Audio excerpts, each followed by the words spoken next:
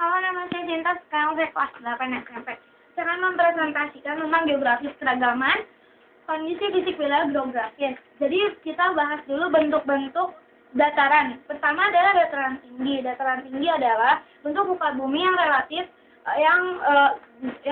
datar dan letaknya lebih tinggi. Ketinggiannya itu mencapai 70 hingga 80 di atas permukaan laut. Ciri-cirinya adalah beriklim sejuk, area pertaniannya berteras, lalu cadangan airnya cukup. Terus yang kedua, wilayah pegunungan. Wilayah pegunungan merupakan rangkaian gunung-gunung yang menjulang tinggi. Pegunungan memiliki ketinggian di atas 500 di atas permukaan laut. Ciri-cirinya cadangan air tidak banyak atau sedikit. Terus topografinya seimbang atau bergelombang.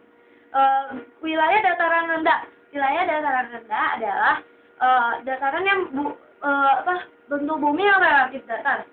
Terus letaknya lebih rendah.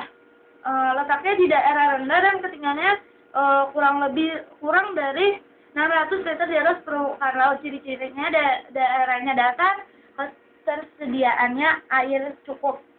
Terus wilayah pantai. Pantai adalah daerah yang letaknya di tepi laut, di mana sejauh air pasang masih mencapai dataran atau daratan.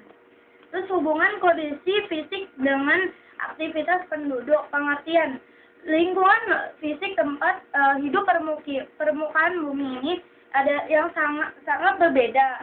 Ada yang subur, ada juga yang tidak nyaman.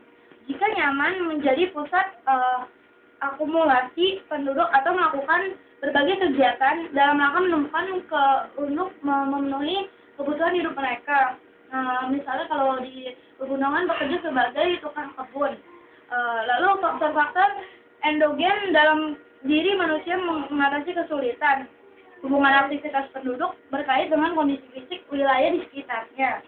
Aktivitas penduduk di wilayah dataran rendah karena udaranya sejuk, jadi mereka tuh cenderung berlahan ke bidang lahan kering. Kalau aktivitas penduduk di pegunungan memanfaatkan area hutan, jadi mereka mayoritas adalah perkebunan, kina, karet, dan teh.